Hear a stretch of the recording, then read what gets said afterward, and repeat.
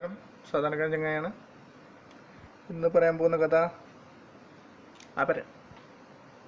അപരനെ പറ്റിയിട്ടാണ്. പക്ഷേ കഥ പറയുന്നതിന് മുമ്പ് കുറച്ച് കാര്യങ്ങൾ പറയാനുണ്ട്. ജയറാമേട്ടൻ തന്നെ ചെറുപ്പകാലത്ത് സിനിമാ മോഹമായി കറങ്ങിടക്കുമ്പോൾ പല സംവിധായകരുടെയും വീട്ടിലും മറ്റേ ലൊക്കേഷനിലൊക്കെ ചെന്ന് സംസാരിച്ചെങ്കിലും ചാൻസ് ഒന്നും കിട്ടാതിരിക്കുന്ന നേരത്താണ് പത്മനാഭൻ സാറിൻ്റെ അടുത്ത് ഇദ്ദേഹം പോകുന്നത്.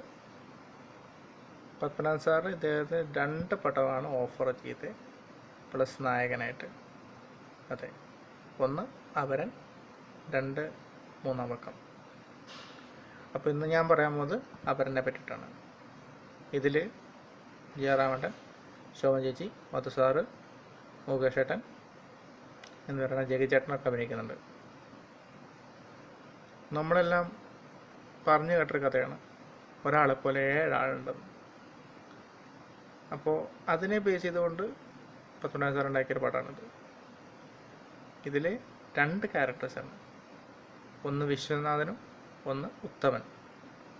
ഉത്തമൻ പേരും ശബ്ദവും കൊണ്ടാണ് ഈ പടത്തിൽ അഭിനയിക്കുന്നത്.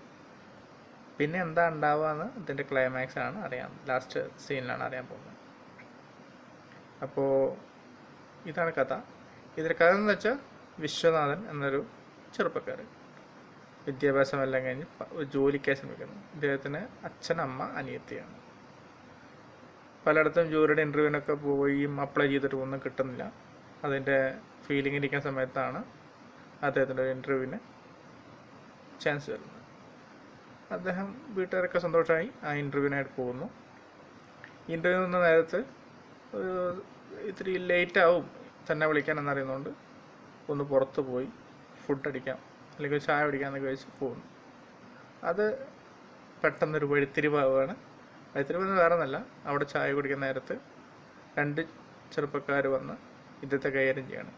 ഞങ്ങളെ കാശ് തിരിച്ചു താടാം അങ്ങനെ ഇങ്ങനെ പറഞ്ഞിട്ട്. നോക്കുമ്പോൾ തനിക്ക് മുൻപരിചയം കൂടി ഇല്ല. പക്ഷെ അവർ പറയുന്നത് നീ ഉത്തമൻ എന്ന് പറഞ്ഞ ഒരുവനാണെന്നും ഞങ്ങളുടെ കയ്യിൽ നിന്ന് കാശ് നീ തട്ടിപ്പറിച്ചെന്നു. അപ്പോഴേക്കും പോലീസുകാർ വരുന്നുണ്ട്. പോലീസുകാർ വരുമ്പോഴും ഇവൻ പോക്കുക. കാരണം ഈ ഉത്തമൻ എന്ന് പറഞ്ഞാൽ ആ നഗരത്തിലെ കുറ്റവാളിയാണ്, കൊട്ടും കുറ്റവാളി. ഇല്ലാത്ത പരിപാടികളില്ല, ഫ്രോഡ്, ചീറ്റ. പക്ഷേ ആ നേരത്ത് ഇവനെ മൂപ്പര പോലീസ് സ്റ്റേഷനിൽ കൊണ്ടുപോകുമ്പോൾ അവിടെ ജോർജ് കുട്ടി എന്ന് പറഞ്ഞ കൂട്ടുകാരനെ കിട്ടുകയാണ്. സസ്പെൻസ് നമ്മൾ മുകേഷേട്ടനാണ് അറിയിക്കുന്നത്. അദ്ദേഹം ഇത് ജയറാമേട്ടനെ തിരിച്ചറിയുന്നതുകൊണ്ട് രക്ഷപ്പെട്ടു ഫസ്റ്റ് ചാൻസിൽ. അങ്ങനെ അവിടെ നിന്ന് വൈകുന്നേരം റിലീസ് ചെയ്ത് വീട്ടിലെത്തുമ്പോൾ ജോർജ് കുട്ടി പറയുന്നുണ്ട്, നിന്നെപ്പോലെ ഒരാൾ ഈ നഗരത്തിലുണ്ട്, അപ്പോൾ ശ്രദ്ധിക്കുക, നിൻ്റെ ഒരു അപരൻ. അതെ, അപരൻ. പിന്നെ അവിടെ നിന്ന് എന്തൊക്കെയാണ് ഉണ്ടാവുന്നത് വെച്ചാൽ അത് കഴിഞ്ഞ് നാട്ടിലേക്ക് വരുന്നു. ഇതിനിടയ്ക്ക് അനിയത്തിക്ക് ഒരു കല്യാണാലോചന വന്നു. പക്ഷേ കല്യാണാലോചനയും ഈ ഉത്തമൻ്റെ പേരിൽ മുടങ്ങുകയാണ്. അങ്ങനെയൊക്കെ വീണ്ടും നഗരത്തിൽ ഒരു ജോലി കിട്ടുകയാണ്. ജോലിക്ക് എത്തുന്നു. അവിടെ എത്തുമ്പോൾ വീണ്ടും ഈ ഉത്തമനാൽ ജയറാമേട്ടൻ ആകപ്പെടുകയാണ്. അങ്ങനെ അവസാനം ഒരു രക്ഷയും കാണാനില്ല. എന്താ ചെയ്യേണ്ടത്? ഒടുക്കം സ്വയം ഇദ്ദേഹം ഉത്തമനെ കണ്ടുപിടിക്കാനായി ഉത്തമനെ പോലെ അഭിനയിക്കുകയാണ്. അതോടുകൂടി ഉത്തമൻ ഇദ്ദേഹത്തെ കോൾ ചെയ്യുകയാണ്. കാരണം ഉത്തമന് വേണ്ട ഒരു പണം ഇദ്ദേഹം കൈപ്പറ്റുകയാണ്. അതോടെ ഉത്തമൻ ഫോൺ ചെയ്യുന്നു. അപ്പോൾ നേരിട്ട് വരുന്നില്ല. അതാണ് രസത്തിൻ്റെ. ഉത്തമൻ ഫോൺ ചെയ്യുന്നു. ആ കാശ് എനിക്ക് വേണം പറയുന്നു. ഇല്ല, ഞാൻ തരില്ല എന്ന് വിശ്വനാഥനും പറയുന്നു. ശരി, അങ്ങനെയെങ്കിൽ അങ്ങനെ വന്ന് വിശ്വനാഥൻ നാട്ടിലേക്ക് എത്തുന്ന സമയത്ത് ഒരു ഫൈറ്റ്. ആ ഫൈറ്റിൽ ഉത്തമനാണോ വിശ്വനാഥനാണോ? ഉത്തമനാണ് കൊല്ലപ്പെടുന്നതെന്നാണ് നമ്മുടെ സംവിധായകനെ പത്മനാഭൻ സാർ പറയുന്നത്. പക്ഷേ ഈ മരണപ്പെട്ട ഡെഡ് ബോഡി വിശ്വനാഥൻ്റെ വീട്ടുകാർ സംസ്കരിക്കുകയാണ്.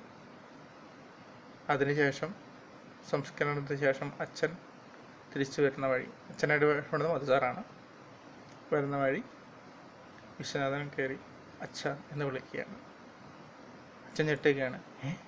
അപ്പോൾ പിന്നെ അവിടെ മരിച്ചത് അതിൻ്റെ അപരനാണ്, ഉത്തമൻ എന്ന് പറയുന്നത്.